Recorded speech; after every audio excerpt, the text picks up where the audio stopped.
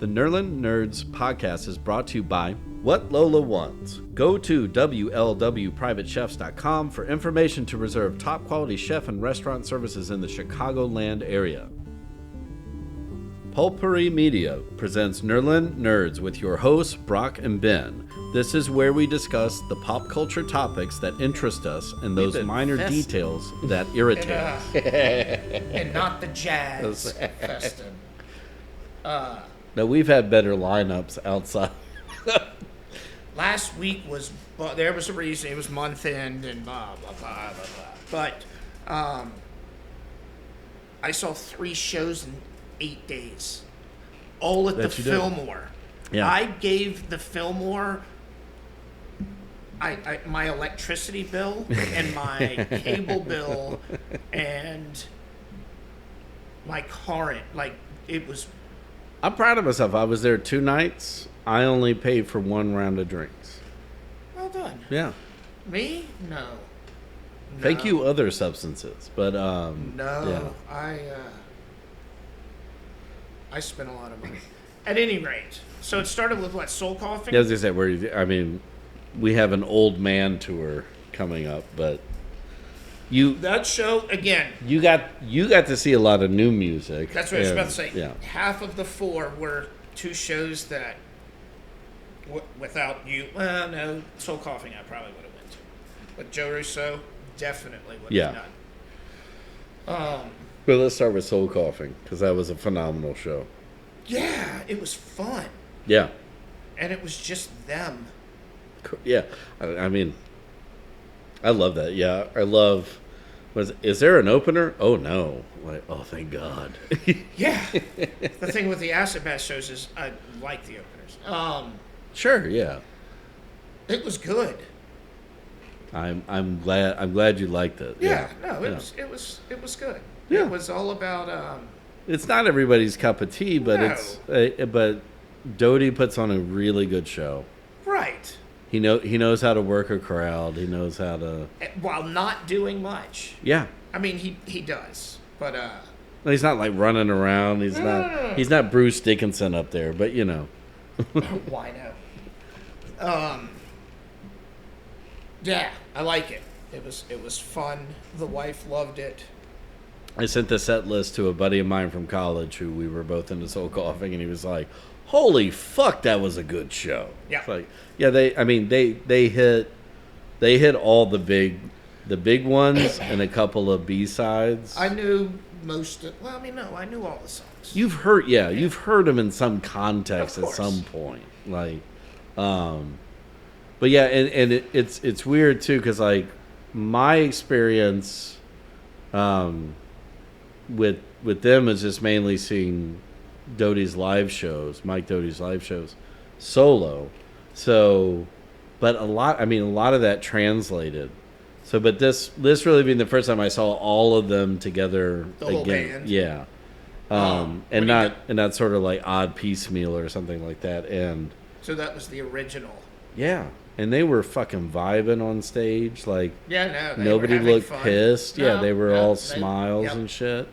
Did they have animosity? Is that why they broke up? Because what's his face? Mike is a.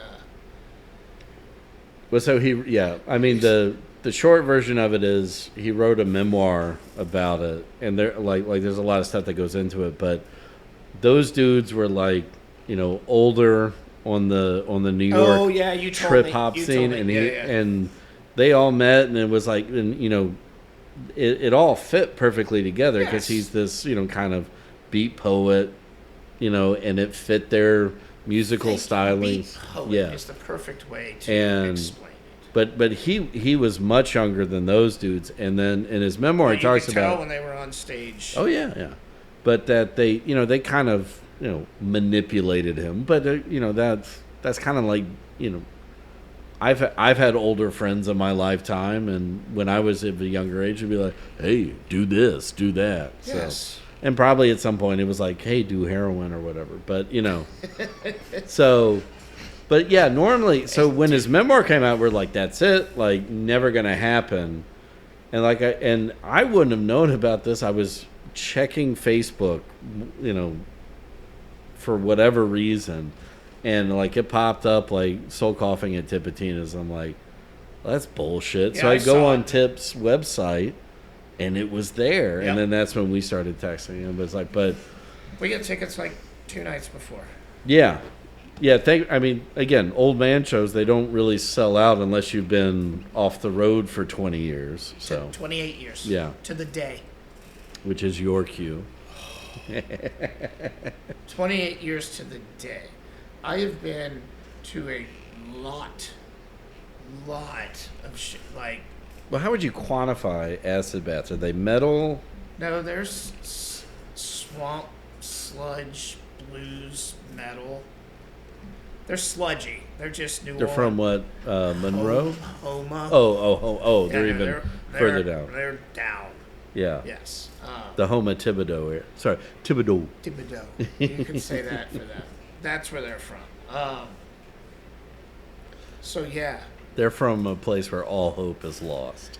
and it's funny because their lyrics by Dax, and I think he's actually said that. He was like, "Look, man, when it's a hurricane or this or that or drugs, like you just kind of gotta roll with it." Paraphrase, but you know that's yes, all the good things. Yeah. And then the band broke up because the bass player died with the rest of his family. Hit Oh, by yeah, hit yeah. by a drunk driver. So yeah, it was terrible, and they were just like the world over. We're like, okay, that's it. I was lucky enough to be around to have seen them. I was at a DRI acid bath show back in the day. No idea. But when I posted the things, they were like, "Remember that show?" And I went, Oh, yeah. "Yeah, I do. I remember that show." Vaguely. Yeah. So yeah, everybody was like, "That's it." Everybody went their separate ways. Sammy was in Goatwhore, very popular band. Dax did his thing, and then I don't know what happened. I don't think anybody knows. It was why they got back? Yeah. it was like yeah, I don't know. They just, I think it was probably just like a phone call between them, or somebody went, "We'll write you a gigantic check to play this festival." Well, and the other thing is, and I mean, and this goes back to something that we were saying off mic, which is, like, so if you're of our generation, like, there's no new music out there. Not that I haven't heard before. Yeah, and Like, there's some genre bending things. Sure, And but I'm not talking about whatever that fucking country rap bullshit is. no, or the jelly roll crap. No. That's gross. But you go in, like, it's limited. So, like, there still is a large swath of America that is thirsty for the rock and roll. Yeah.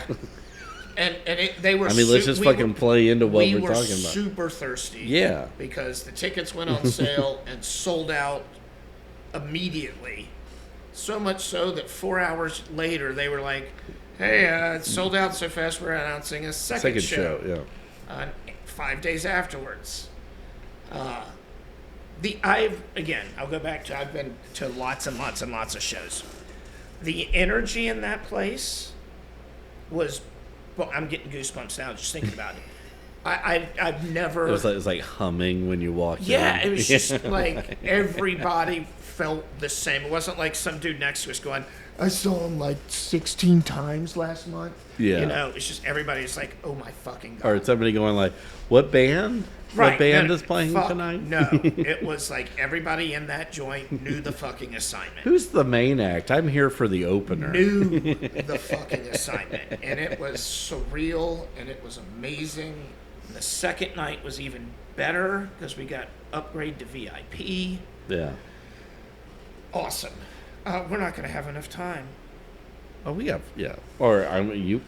No. Go ahead, because now I want to get to So Joe Russo. So then we like flip genres and get into jam band, which I was hoping this would be at least the first time you've seen a jam band that you enjoy.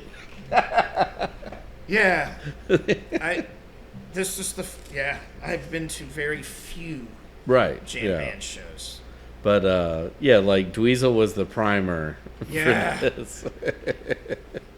Yeah. So I mean, I love Joe Russo's Almost Dead. I love the Grateful Dead. But for a Bienvenido. Benevito. Marco Benevito. Marco He's the man. One of the best keyboardists out there, And if not. I don't know if I've ever watched another musician play live. I can't say that because I know I have. That's not going to work in absolutes here. Yeah. As happy as he seemed the entire show, Yeah. like he was they all were, but dude was stoked to be. He was having so much fun. Yeah. I mean, he's probably high as a kite too. But yeah. So was I. I was having fun. I was having almost as much fun watching the uber elderly noodle in front of me. Yeah. That was awesome, watching a CEO of a local credit union out there. I'm making this up. No, but I mean, yeah, I mean, it's effectively that. Yeah. Yeah. But Out yeah, there I mean, noodling. yeah, seeing people who are normally prim and proper Right. decide that they want to boogie down in the whitest way possible. Exactly. Yeah. Yeah, and like, but back to the music. So what was the guy on the opposite side of the guitar player? Scott Metzger. That guy. He's awesome. Yeah. I love him. He is. And they're all awesome. But these are the ones that I focused on. I wish I could have seen Marco more, but he hides behind it. Yeah. And I understand because they can't turn it any way to keep him the same. Well, he's got a piano and there's a keyboard on the top of the piano. Then he's got a Hammond B3 and a keyboard on top of the Hammond B3. And then you got to have the fucking Wurlitzer for the Hammond B3 there. So. Right. He's boxed in. Yeah. Yeah, I get it. It's like Neil Peart with keyboards. Yeah. Door of drums and you close it in. Yeah. It was fantastic. But like first night, I swore, and it might have been too many gummies, but I swore at multiple points. Benevito and Metzger were like, and I could see them looking at each other. That's what I was just about to say. They looked at each other. And they were playing like the exact same line, and I was like there's no way, But then again, Metzger's that good that he can hear it through the monitor and be like, oh, you're going. Fuck. What'd you say? Never misses a note. Well, no. So I put him in the group with like Dave Gilmore, Mark Knopfler, and the group is every note they play is the right note. Oh, right. Like it's never like, like, oh shit, I fucked up and I got to bend it up there, or I'm gonna play a fuck ton of notes so that I'm gonna get the gist of it. It's like, oh, I know what the melody is. I know what I need to play. Play the absolute perfect note, exactly, effortlessly. I mean, and there's other guitarists out there like there. I just don't. I can't name them off the top of my head. He played guitar. My oldest. Yeah. That's how he plays. Yeah. High up, head over. All right. So who was the main cat? Dave is Dave. That man is. Oh yeah. Drywitz. Yeah. Fucking wizard. Well, I love it in that you if you listen to Ween. Yeah. You don't normally think of the bass being like preeminent. No. But then Dave gets out there, and it's like turn him loose, and he's blah, blah, blah, and he still plays it low like he's like a punk rock bassist a little bit, but he's still always played it that way. But he can keep up with the best of them. Clearly. I paid more attention to him this run of shows than I did the last one. But yeah, Joe Russo, the drummer. The following segment has been brought to you by Whatever Lola Wants. Go to WLWPrivateChefs.com for information to reserve top quality chef and restaurant services in the Chicagoland area. The Nerla Nerds podcast is a production of Pulpery Media, produced and edited by Ben Grimion, marketing by Brock Ryder, graphic design by Beck Ryder and Ben Grimion, music by the Heisenberg Compensators.